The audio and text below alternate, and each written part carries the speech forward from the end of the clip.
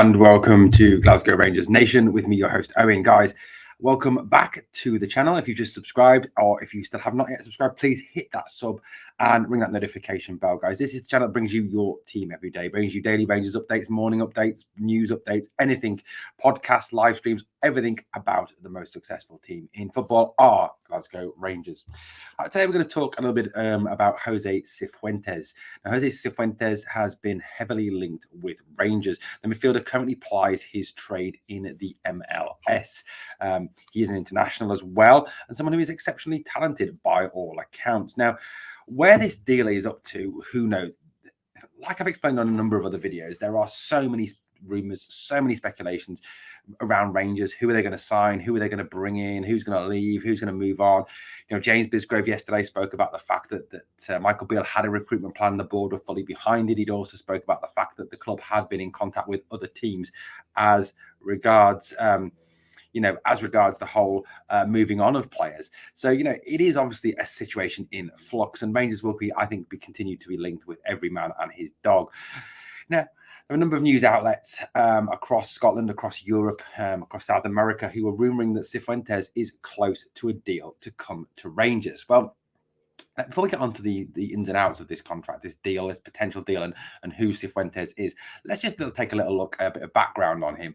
And so his full name is Jose Adone Cifuentes Chacopa. I think that's how you pronounce it. My Spanish is, well, since I haven't done Spanish since secondary school, and that was a long time ago. He's 24 years old. He's from Esmeraldas, which I think is a hilarious name for a place, in Ecuador. He's 5'9" and he is a midfielder. He currently plays for Los Angeles FC in the MLS. He previously played for Universidad Católica, which I think is the Catholic University, in America de Quito on loan.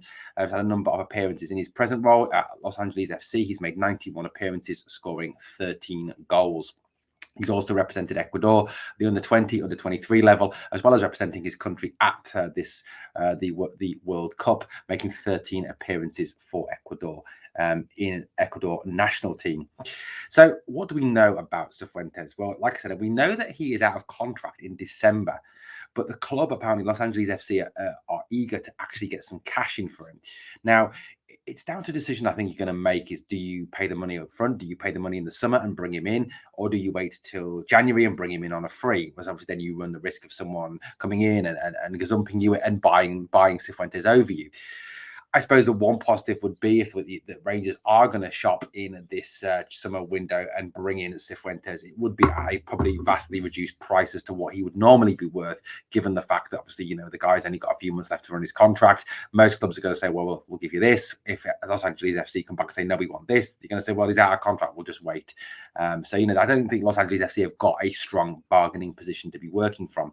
Plus, it is known that Cifuentes wants to come and play in Europe. He's talked in interviews about it been his dream since childhood to ply his trade in European football. And it's thought of all the teams that are currently linked with him, which are Toulouse and Rangers. It is apparently Rangers are his favoured destination. But, you know, who knows? Like I say, it's all rumour and supposition. You know, reading, you know, a little bit of articles in the Daily Record, Scotsman, and reading online articles, reading lots of different things, reading on the MLS websites about Cifuentes. You know, he is someone who comes from a very strong background in North America and South America. All his football experience is in the Americas. He hasn't played it yet in Europe. So he would have that initial adaptation period, would he, of moving from playing an American-style soccer to a European-style soccer. You know, he made his big breakthrough at America de Quito, and it was there that he earned his first Ecuador appearances. He was transferred for £2.5 million to the MLS. And like I said, he's made 91 appearances for LAFC. And has definitely been a mainstay of their team. He's a very, very talented player. Apparently, he's played alongside Malik Tillman's brother, who plays in the MLS for LAFC. He's an all-round central midfielder rather than being a defensive central midfielder or an attacking central midfielder. He's more of an all-rounder, more like a number 8, I guess, if you're going to compare him to anything. He does a bit of everything. He's kind of similar to Raskin in a way, but not quite as aggressive and a little bit more creative than Raskin. So there's a slight difference there between him and Nicholas Raskin. You know, he's very good with ball retention. He's very passive with the ball. His pass accuracy percentage is 83%. You know, he dribbles 3.69 times per 90 minutes, with roughly the same success rate as his pass rate of 83%. You know, he's definitely good at carrying the ball forward, very offensively minded, very positively minded in terms of you know, attacking wise. His aerial duels are not as good. He's only 5'9", but he has only won 44% of his aerial duels this year. You know, he is apparently he's around about 4 inches taller. John Lundstrom's 4 inches taller than him, and John Lundstrom wins 48% of his aerial duels. So there's a little bit of a comparison there.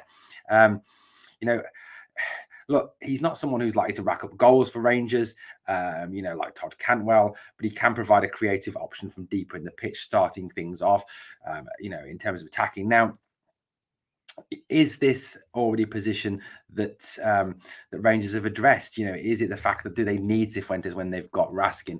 Now, I think, you know, the situation is this, you know, with the amount of football you have to play these days, with the amount of games that come thick and fast these days, with obviously the Viaplay League Cup, with the Scottish Cup, with the SPL, with obviously as well the European football, hopefully next year, whether that be Champions League or Europa League, there is an awful lot of football to play, and you do need a depth in squad, and you do need at least a couple of players for every position. Now, I'm not saying for a minute that Cifuentes can't play alongside Raskin or can't play with Raskin.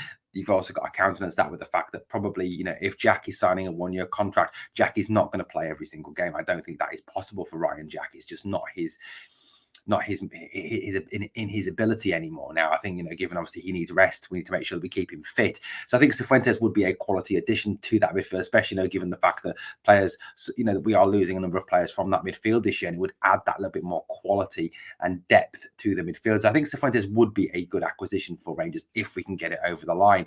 Now, like I said, it does remain whether Rangers want to pay the money and bring him in summer, or do they wait till December? Who knows at this moment in time what the club's intentions would be, but certainly it's been reported by a number of media outlets that the deal is getting closer to being done. So it looks like Rangers are trying to push this through before the summer to have Cifuentes in place before the season actually starts. Reportedly, Premier League clubs have taken a look at him as well, but at the moment, like I said, Rangers do appear to be in pole position in the signing of Jose Cifuentes. So, guys, let me know what you think. Is Cifuentes a type of player we need at Rangers? Would you like to see him wearing the royal blue shirt next year? Let me know in the comments below. Thank you so much again for watching Glasgow Rangers Nation, your team every single day. Please hit that sub, ring that notification bell, and if you can give this video a like, guys, I would really appreciate it. I'll be back to speak to you again very soon here on the channel, Glasgow Rangers Nation.